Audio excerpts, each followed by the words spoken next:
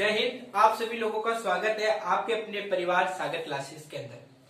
अपन लोग पिछले वाले वीडियो में राज्यपाल की थोड़ा राज्यपाल को राष्ट्रपति बोलने में आता है, तो आप भी थोड़ा सा जो है इस चीज को जो है इग्नोर करें, क्योंकि राज्यपाल चल रहा है, क्योंकि राज्यपाल ही है ना, राज्यपाल ही आपको जो है समझना है। तो राज्यपाल की हम शक्तियों के बारे में पढ़ रहे थे कि राज्यपाल के पास क्या क्या पावर्स है, क्या क्या जो उसके पास शक्तियां हैं।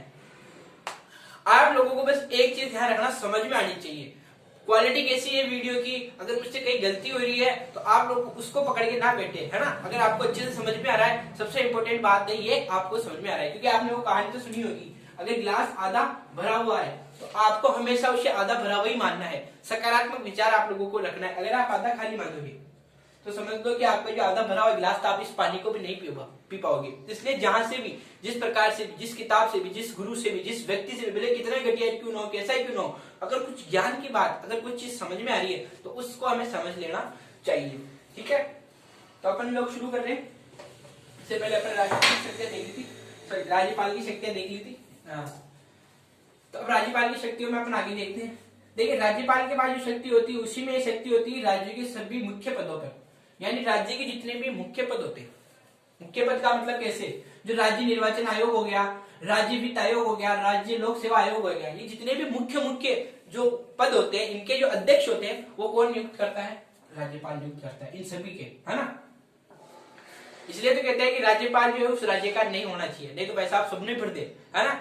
जीजा जी आ जाओ, ते भी आ जाओ, शादी ते भी आ जाओ, भाई तू भी आ जा, सब पर भर दी, है ना। इसलिए उस राज्य का नहीं होना चाहिए। अगर उस राज्य का होगा तो उस राज्य में यार उसका लोकल जो उसमें जुड़ा हुआ अच्छे से होगा, उसकी जान पहचान अच्छी होगी, सभी फैमिली वाले उधर ही होंगे, तो सबको भर देगा, है ना। इसलिए उस राज्य का राज्यपाल नहीं होना चाहिए, इसलिए कहा गया। अगली पावर, अनुच्छेद 164 के अंदर जो है राज्यपाल जो है, जैसे मान लीजिए कि इलेक्शन हुए, इलेक्शन होने के बाद में मान लीजिए कि जो बहुमत मिला, मान लीजिए किसी पार्टी को, जैसे मान लीजिए सपोज दैट कांग्रेस को बहुमत मिल गया, ठीक है। ज्यादा सीटें जो है, मान लीजिए विधानसभा में जो सीटें होती है 200 सीटें जो होती है, उनमें से जो है मान लीजिए 150 सीटें मिल गई किसको?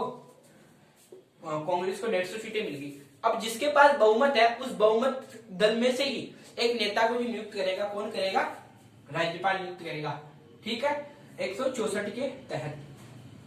अगली पावर 168 में राज्य की जो विधानमंडल होती है, राज्य की जो विधानमंडल होती है, इससे संबंधित उसके पास पावर है। हाँ,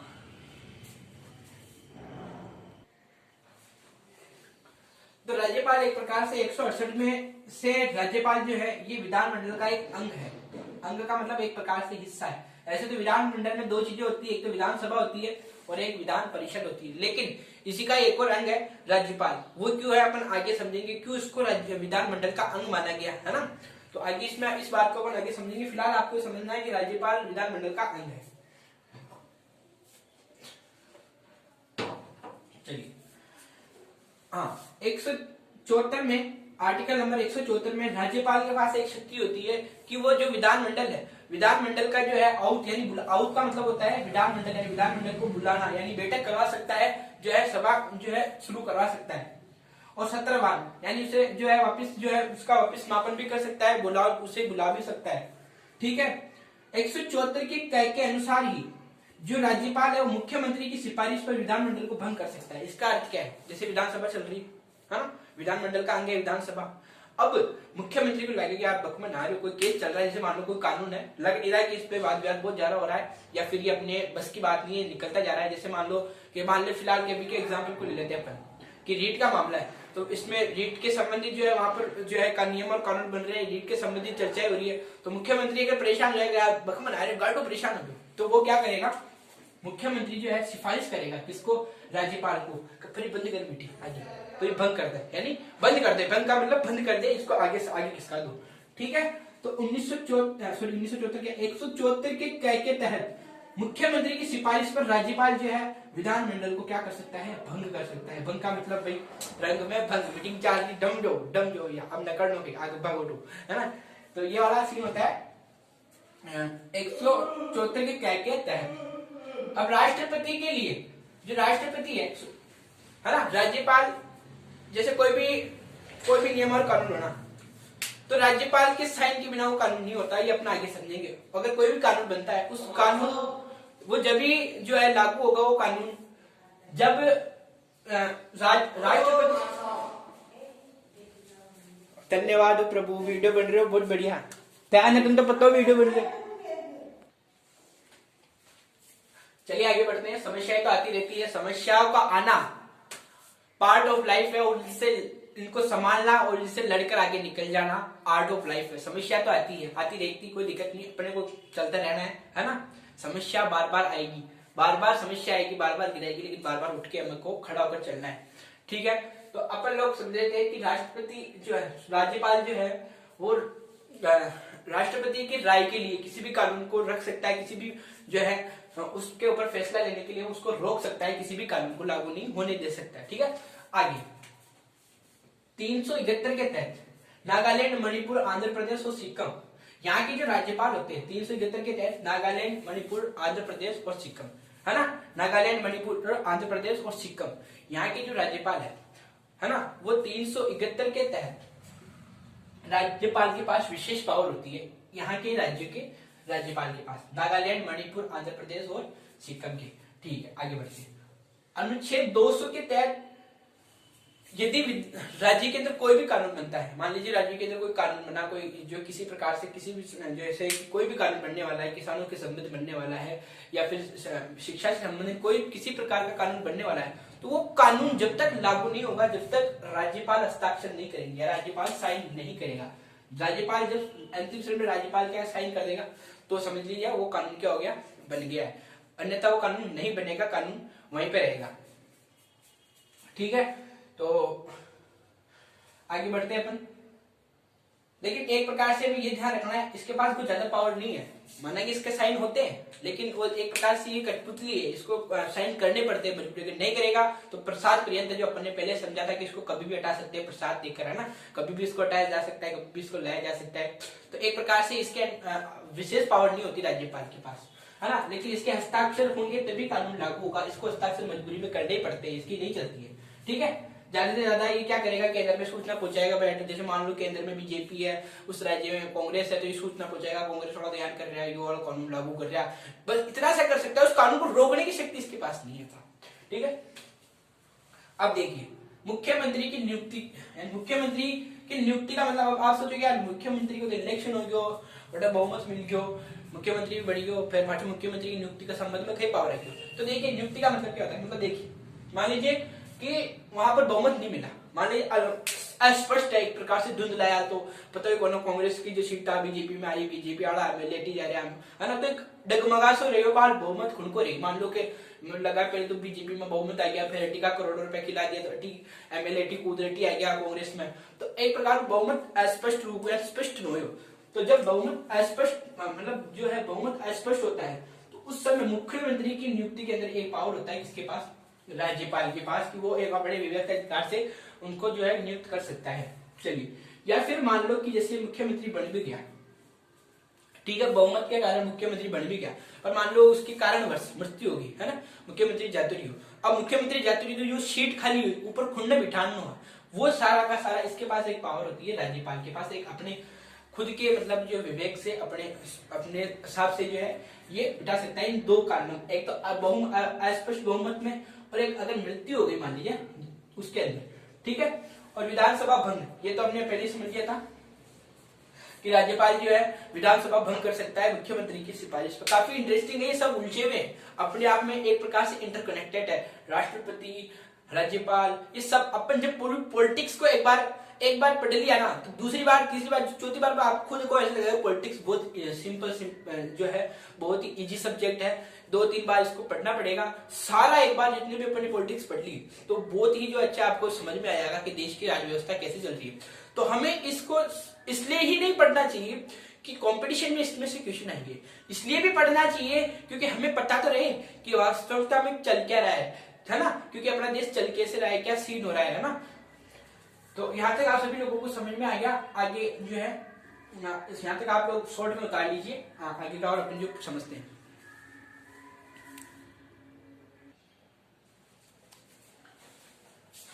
चलिए सभी को यहाँ तक समझ में आ चुका है, अब अपन आगे बढ़ते हैं और समझते हैं कि राज्यपाल से जुड़ी कुछ महत्वपूर्ण जानकारियां।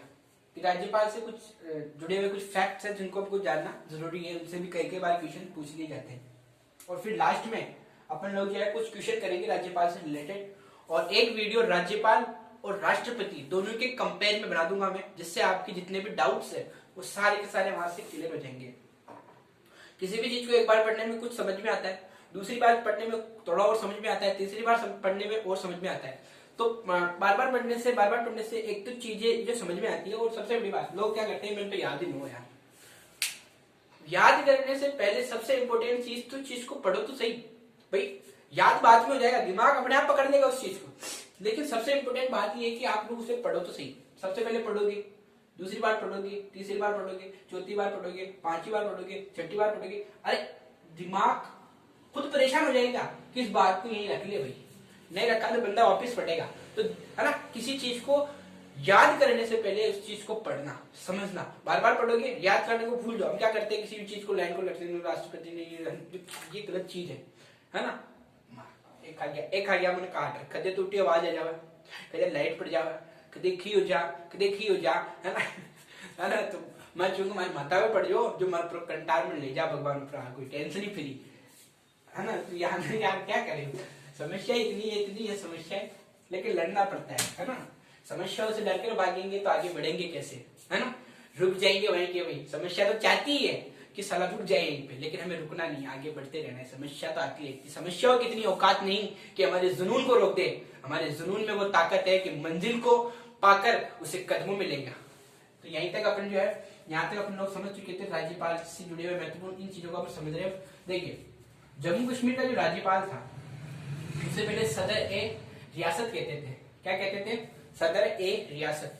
कहाँ के राज्यपाल को, जम्मू कश्मीर के राज्यपाल को। लेकिन बाद में 1965 में इसे क्या कर दिया गया, वापस क्या कहने लगे, राज्यपाल कहने लग गए। ठीक है, पहले इसको कहते थे सदर ए रियासत। चलिए आगे, पंडित जवाहरलाल नेहरू जो थे, है ना, सभी जानते हैं पंडित जवाहरलाल नेहरू, तो सभी जाने की टेंशन वाली बात नहीं भाई, जुटती बने।